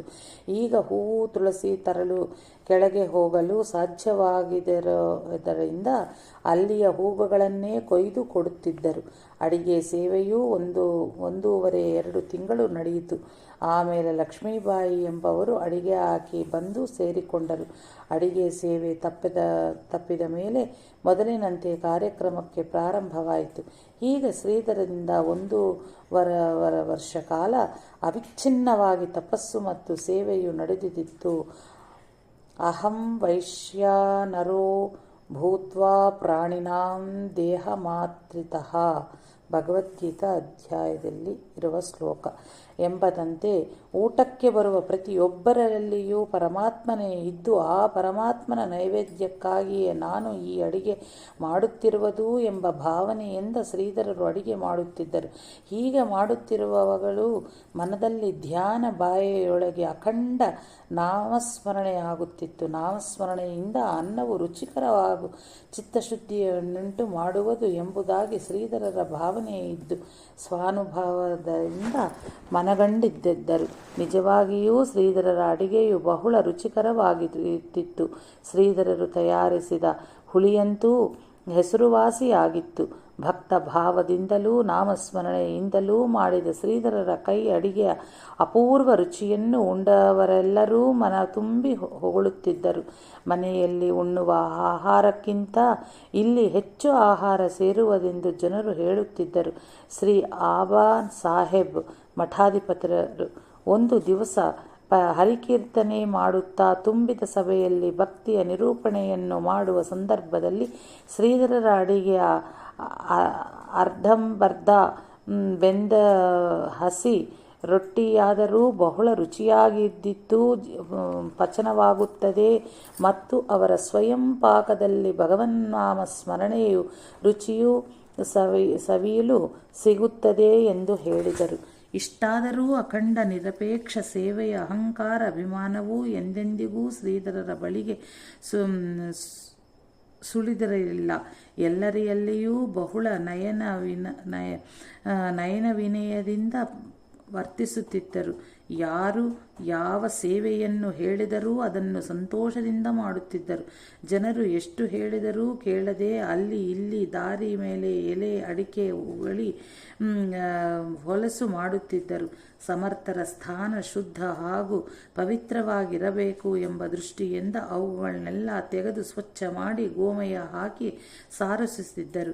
ಶ್ರೀ ಗುರು ಸಮರ್ಥರು ಸರ್ವವ್ಯಾಪಿಯಾಗಿದ್ದಾರೆ ಎಂಬ ದೃಷ್ಟಿಯಿಂದ ಯಾರು ಏನು ಹೇಳಿದರೂ ಅವರ ಮಾತನ್ನು ಅಲ್ಲಗಳೆಯುತ್ತಿರಲಿಲ್ಲ. ಮಠದಲ್ಲಿ ಇರುವ ಹಾಗೂ ಅಲ್ಲಿಗೆ ಬಂದು ಹೋಗುವ ಎಲ್ಲರಿಗೂ ಇವರು ಸಹಾಯಕರಾಗಿದ್ದರು. ಆಗಿನ ವ್ಯವಸ್ಥಾಪಕ ಮಂತ್ರಿ ಅವರು ಶ್ರೀಧರಿಗೆ ತಕ್ಕ ಸಹಾಯವನ್ನು ಒದಗಿಸುತ್ತಿದ್ದರು. ಗಡದಲ್ಲಿ ಎಲ್ಲ ಕಡೆಗೂ ಶ್ರೀ ಸಮರ್ಥರಿದ್ದಾರೆ, ಅವರು ಉಣ್ಣವರು, ಸ್ನಾನ ಮಾಡುವರು ಎಂಬ ಈ ಜಾಗೃತ ಭಾವನೆ ಶ್ರೀಧರಲ್ಲಿ ಇತ್ತು. ಆದ್ದರಿಂದ ಯಾವ ಕೆಲಸವನ್ನೇ ಆದರೂ ಗುರುಸೇವೆ ಎಂಬ ಭಾವನೆಯಿಂದ ಆನಂದ ಹಾಗೂ ಉತ್ಸಾಹದಿಂದ ಮಾಡುತ್ತಿದ್ದರು. ಅದು ಕಷ್ಟವಾಗಿ ಪರಿಣಮಿಸುತ್ತಿರಲಿಲ್ಲ. ಶ್ರೀಧರರ ಅಂತಃಕರಣವು ಸೇವಾಮಯವಾಗಿ ಬಿಟ್ಟಿತ್ತು. ಯಾರಾದರೂ ನಾಲ್ಕು ಕೂಡ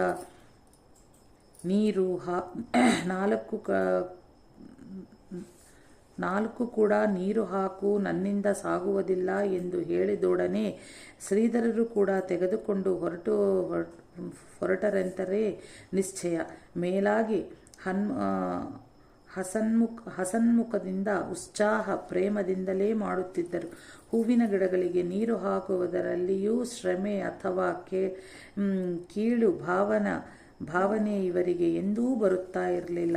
ಇನ್ನಷ್ಟು ಉತ್ಸಾಹದಿಂದ ಮಾಡುತ್ತಿದ್ದರು. ಇಷ್ಟು ಮಾತ್ರವೇಕೆ, ಮಠದ ಪಕ್ಕದಲ್ಲಿ ಇರುವ ಅರ್ಚಕರ ಮಕ್ಕಳನ್ನು ಎತ್ತಿ ಆಡಿಸುವ ಕೆಲಸವನ್ನೂ ಸೇವಾಭಾವದಿಂದ ಮಾಡುತ್ತಿದ್ದರು. ಇಷ್ಟೇ ಅಲ್ಲ, ಶ್ರಮ ಕಷ್ಟವನ್ನು ಮಾಡುತ್ತಿದ್ದರೂ ಇವರ ತಿನ್ನುವುದು ಉಣ್ಣುವುದೆಂದರೆ ಮಧ್ಯಾಹ್ನ ಒಂದು ಭಿಕ್ಷ ಮಾತ್ರವಾಗಿತ್ತು. ಕೆಲವು ದಿವಸ ಮಂತ್ರಿ ವ್ಯವಸ್ಥಾಪಕರು ಹಾಲು ಕೊಡುತ್ತಿದ್ದರು. ಈ ಹಾಲು ಬೆಲೆ ಉಳ್ಳದಾಗಿದ್ದು ನನ್ನಿಂದಾಗಿ ಪಾರುಪತ್ಯಗಾರಿಗೆ ಭಾರವಾಗಬಾರದು ಎಂದು ಶ್ರೀಧರರು ಅದನ್ನು ಬಿಟ್ಟು ಕೆಲ ದಿವಸ ನೆನೆಸಿದ ಕಡಲೆಕಾಯಿ ತಿನ್ನುತ್ತಿದ್ದರು. ಕೊನೆಗೆ ಅದನ್ನೂ ಬಿಟ್ಟು ಜೋಳೆ ತಿಂದು ಹಸಿವಡಿಸಿಕೊಳ್ಳುತ್ತಿದ್ದರು. ಚೈತ್ರ ಮಾಸದಲ್ಲಿ ಸಮಾಧಿಗೆ ಗಂಧ ಲೇಪನೆ ಪದ್ಧತಿ ಇರುವುದು. ಈ ಗಂಧ ಲೇಪನಕ್ಕೆ ಬಹುಳತೆಯಿಂದ ಗಂಧ ಬೇಕಾಗಿರುವುದು. ಈ ಸಂದರ್ಭದಲ್ಲಿ ಈ ಸೇವೆಗಾಗಿ ಅನೇಕ ರಾಮದಾಸಿಗಳು ಬರುತ್ತಿದ್ದರು. ಈ ಕಾರ್ಯಕ್ರಮದಲ್ಲಿಯೂ ಶ್ರೀಧರರು ಸಾಕಷ್ಟು ಭಾಗವಹಿಸುತ್ತಿದ್ದರು. ನಿತ್ಯದ ಕ್ರಮದಂತೆ ತೆಂಗಿನಕಾಯಿ ಪ್ರಮಾಣದಷ್ಟು ಗಂಧವನ್ನು ಶ್ರೀಧರರು ತೆಗಿತಾ ಇದ್ದರು. ಡೋಮ್ಗಾಂವ್ ಎಂಬ ಊರಿನ ಕಡೆಯ ಕೃಷ್ಣಬುವ ಎಂಬವರು ಗಂಧದಿಂದ ಶ್ರೀ ಸಮರ್ಥರ ಮುಖವಾಡ ಮಾಡುತ್ತಿದ್ದರು. ಈ ಸಂದರ್ಭದಲ್ಲಿ ಇಡೀ ಸಮಾಧಿಗೆ ಗಂಧಲೇಪನೆ ಮಾಡುತ್ತಿದ್ದರು. ಅನೇಕ ಭಕ್ತಾದಿಗಳು ದರ್ಶನಕ್ಕೆ ಬರುತ್ತಿದ್ದರು. ಎಲ್ಲರೂ ಸೇರಿ ಭಕ್ತಿಭಾವದಿಂದ ಆರತಿ ಮಾಡುತ್ತಿದ್ದರು, ಪ್ರಸಾದ ಹಂಚುತ್ತಿದ್ದರು. ನಾರಾಯಣ ಬುವ ಗೋಡಸೆ, ಬಾಲಾಜಿ ಬುವ, ಕೇಶವ್ ಬುವ, ಬೋರೋಗಾಂವ್ಕರ್ ಇತ್ಯಾದಿ ರಾಮದಾಸಿಗಳು ಬಹುಳ ವರ್ಷಗಳಿಂದ ಈ ಗಂಧ ಲೇಪನ ಕಾರ್ಯಕ್ರಮವನ್ನು ಪ್ರಾರಂಭಿಸುತ್ತಿದ್ದರು. ಇಂದಿಗೂ ಅದರಿಂದಲೇ ನಡೆಯುತ್ತಾ ಬಂದಿರುವುದು. ಜ್ಯೇಷ್ಠ ಶುದ್ಧ ದಶಮಿಗೆ ಈ ಗಂಧಲೇಪನೆ ಕಾರ್ಯದ ಸಮಾರೋಪವಾಗುವುದು. ಈ ಶ್ರಾವಣ ಮಾಸದಲ್ಲಿ ಸಜ್ಜನಘಟ್ಟದಲ್ಲಿ ರುದ್ರಾನುಷ್ಠಾನ ನಡೆಯುವುದು. ಅಭಿಷೇಕದ ಕಾರ್ಯಕ್ರಮವನ್ನು ಬೆಳಗ್ಗೆ ಸಾಧಾರಣ 6-7 ಗಂಟೆಗೆ ಪ್ರಾರಂಭ ಮಾಡುತ್ತಿದ್ದರು. ಅಭಿಷೇಕಕ್ಕೆ ನೀರು ಸ್ವಲ್ಪ ಜಾಸ್ತಿ ಬೇಕಾಗುವುದು. ಮಳೆ ಹಾಗೂ ಚಳಿಯಲ್ಲಿ ಬೆಳಗಿನ ಜಾವದಲ್ಲಿ ಇಷ್ಟು ಬೇಗ ಯಾರು ತರುವುದೆಂದು ಕೆಲ ಸಾಧಕರು ಮುಂಚಿನ ದಿನವೇ ಸಾಯಂಕಾಲ ಮಡಿಯುಟ್ಟಿಕೊಂಡು ನೀರು ಇಡುತ್ತಿದ್ದರು. ಆದರೆ ಆಚಾರನಿಷ್ಠ ಸೇವಾಧುರೀಣರಾದ ಶ್ರೀಧರಿಗೆ ಇದು ಮನಸೊಪ್ಪುವುದು ಹೇಗೆ? ಮುಂಜಿನ ದಿನ ತುಂಬಿಟ್ಟಿರುವುದು ಸರಿಯೆಂದು ತೋರಲಿಲ್ಲ. ನಾನು ಬೆಳಿಗ್ಗೆ ಎದ್ದು ಸಾಕಷ್ಟು ನೀರು ತುಂಬುವೆನು, ನೀವು ಅನುಮತಿ ಕೊಡಬೇಕು ಎಂದು ವಿನಂತಿಸಿದರು. ಮೊದಲು ಕೆಲವರು ಅದರಿಂದ ಏನೂ ನೀರಿಗೆ ದೋಷವಿಲ್ಲ ಇತ್ಯಾದಿಗಳು ಮಾತನಾಡಿದರು. ಕೊನೆಗೆ ಆಗಲಿ, ಅಡ್ಡಿ ಇಲ್ಲ ಎಂದು ಒಪ್ಪಿಗೆ ಇತ್ತರು. ಮುಂಚಿನ ದಿನ ದೊಡ್ಡ ದೊಡ್ಡ ಪಾತ್ರೆಗಳನ್ನು ತಿಕ್ಕಿ ತೊಳೆದು ಒರೆಸಿ ಇಡುತ್ತಿದ್ದರು. ಮಾರನೇ ದಿವಸ ಬೆಳಿಗ್ಗೆ 3 ಗಂಟೆಗೆ ಎದ್ದು ಸ್ನಾನ ಮಾಡಿ ನೀರು ತುಂಬುತ್ತಿದ್ದರು. ನೀರು ತುಂಬುವ ಕೊಡವನ್ನು ತಿಕ್ಕಿ ಸ್ವಚ್ಛ ಮಾಡುವುದಲ್ಲದೆ ನೀರು ತುಂಬಬೇಕಾದರೆ ಬಟ್ಟೆಯಿಂದ ನೀರನ್ನು ಸೋಸಿ ತುಂಬುತ್ತಿದ್ದರು. ಅಭಿಷೇಕ ಪಾತ್ರೆಯನ್ನು ಪ್ರತಿನಿತ್ಯ ತೊಳೆಯುತ್ತಿದ್ದರು. ಒಂದು ಧಾರೆಯ ಪಾತ್ರೆ ಏಕೆ 11 ಧಾರಾ ಪಾತ್ರೆಯನ್ನು ಹಿಡಿದು ನಾನು ನೀರನ್ನು ತುಂಬಿಕೊಡುತ್ತಿದ್ದೇನೆಂದು ಅರ್ಚಕರಿಗೆ ಹೇಳುತ್ತಿದ್ದರು. ಗಂಗಾತಾಯಿ ಪಾರಾಖಿ ಎಂಬುವಳು ಗಡದಲ್ಲಿದ್ದಾಗ ಕೆಲವೊಮ್ಮೆ ಶ್ರೀಧರಿಗೆ ನೀರು ತುಂಬಲು ಸಹಾಯ ಮಾಡುತ್ತಿದ್ದಳು. ಅವಳು ಇಲ್ಲದಾದಾಗ ಅಷ್ಟು ನೀರನ್ನು ಶ್ರೀಧರು ಒಬ್ಬರೇ ತುಂಬುತ್ತಿದ್ದರು. ಅಭಿಷೇಕದ ನೀರು ಬೀಳುವ ಮಡಿಕೆ ಸಣ್ಣದಾಗಿ ಇದ್ದರಿಂದ ನೀರನ್ನು ಮಡಿಕೆಯಿಂದ ಮೇಲೆತ್ತಿ ಹೊಯ್ಯಬೇಕಾಗಿತ್ತು. ಇದೂ ಸಹ ಶ್ರೀಧರರ ಕೆಲಸವೇ ಆಗಿತ್ತು. ಇದರ ಶ್ರಮವೂ ಅಲ್ಪವಾಗಿರಲಿಲ್ಲ. ನೀರು ತುಂಬುವ ಕೆಲಸದಷ್ಟೇ ಜಟಿಲವಾಗಿತ್ತು. ಆದರೂ ಶ್ರೀಧರರಿಗೆ ಭಕ್ತಿ ಶ್ರದ್ಧೆಯಿಂದಾಗಿ ಅದು ಅಷ್ಟೊಂದು ಶ್ರಮ ಆಗಿ ಕಾಣುತ್ತಿರಲಿಲ್ಲ. ಶ್ರೀಧರರು ಸಜ್ಜನಗಡಲ್ಲಿ ಸೇವೆ ಮಾಡುತ್ತಿದ್ದಾಗ ಒಮ್ಮೆ ಪುಣೆಯಿಂದ ಪಲನೇಟಿಕರು ಗಡಕ್ಕೆ ಬಂದಿದ್ದರು. ಶ್ರೀಧರರ ತಪಶ್ಚರ್ಯವನ್ನು ನೋಡಿದ ಇವರಿಗೆ ತುಂಬ ಸಂತೋಷವಾಯಿತು. ಮಾಘ ಪದ್ಯ ನವಮಿಯೂ ಶ್ರೀ ಸಮರ್ಥರ ಪುಣ್ಯತಿಥಿಯಾಗಿರುವುದು. ಈ ಉತ್ಸವಕ್ಕೆ ಪ್ರತಿ ವರ್ಷ ಹೊರಗಿನಿಂದ ಸೇವೆಯಕ್ಕಾಗಿಯೇ ಕೆಲ ಜನರು ಬರುತ್ತಿದ್ದರು. ಯಶವಂತ ಬುವ, ಪೈಠಾನ್ ಕರೋಬುವ, ತ್ರಯಂಬಕ ಬುವ, ಕೇಶವ ಬುವ, ನಾರಾಯಣ್ ಬುವ, ಜೋಗ್, ಗಣಪತಿ ಇವರೆಲ್ಲ ಮುಖ್ಯವಾಗಿ ಬರುತ್ತಿದ್ದರು. ದೇವರ ಹತ್ತಿರದ ಸೇವೆಯನ್ನು ಅವರೇ ಮುಂದಾಗಿ ಮಾಡುತ್ತಿದ್ದರು.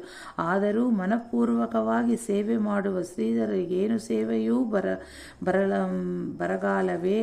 ಸೂರ್ಯೋದಯದಿಂದ ಸಮಯಕ್ಕೆ ಸಂಧ್ಯಾದಿಗಳನ್ನು ಮುಗಿಸಿ ಸೇವೆಗೆ ಕಟಬದ್ಧರಾಗಿರುತ್ತಿದ್ದರು. ಅಲ್ಲಲ್ಲಿ ತಿರುಗಿ ತುಂಬ ಹೂವು ತರುತ್ತಿದ್ದರು. ಅದನ್ನು ಮಾಲೆ ಮಾಡುತ್ತಿದ್ದರು. ಸೇರಿದ ಸಾವಿರಾರು ಜನಕ್ಕೆ ಬಡಿಸಲು ಸಹಾಯ ಮಾಡುತ್ತಿದ್ದರು. ಇನ್ನೂ ಇಷ್ಟೇ ಸೇವೆ ಮಾಡುತ್ತಿದ್ದರು. ಪಂಕ್ತಿಯಲ್ಲಿ ನೀರು ಕೇಳಲು ಎಂದು ಮರೆಯುತ್ತಿರಲಿಲ್ಲ. ಇದಕ್ಕೆಂದು ಕಾರಣವೇನೆಂದರೆ ಹಿಂದೆ ಪಂಕ್ತಿಯಲ್ಲಿ ಊಟ ಮಾಡುತ್ತಿದ್ದಾಗ ಒಬ್ಬನಿಗೆ ಬಾಯಾರಿಕೆ ಆಗಿ ಶ್ವಾಸ ಕಟ್ಟಿ ಜೀವ ಹೋಗುವ ಸನ್ನಿವೇಶ ಉಂಟಾಯಿತು. ಈ ವಿಷಯ ಸಮರ್ಥರಿಗೆ ತಿಳಿದು ಅವರ ತಮ್ಮ ವಿಶ್ರಾಂತಿ ಗೃಹದಲ್ಲಿಟ್ಟಿದ್ದ ನೀರಿನಿಂದ ತುಂಬಿದ ತಂಬಿಗೆಯನ್ನು ಆ ಬಾಯಾರಿಕೆಯಿಂದ ಬಳಲಿದವನಿಗೆ ಕೊಟ್ಟು, ನಿನ್ನ ಕೆಲಸವಾದ ಮೇಲೆ ಇದನ್ನು ಪೂಜಾರಿಯ ಹತ್ತಿರ ಕೊಡು ಎಂದು ಹೇಳುತ್ತಿದ್ದರು. ಈ ಘಟನೆಯನ್ನು ಕೇಳಿದ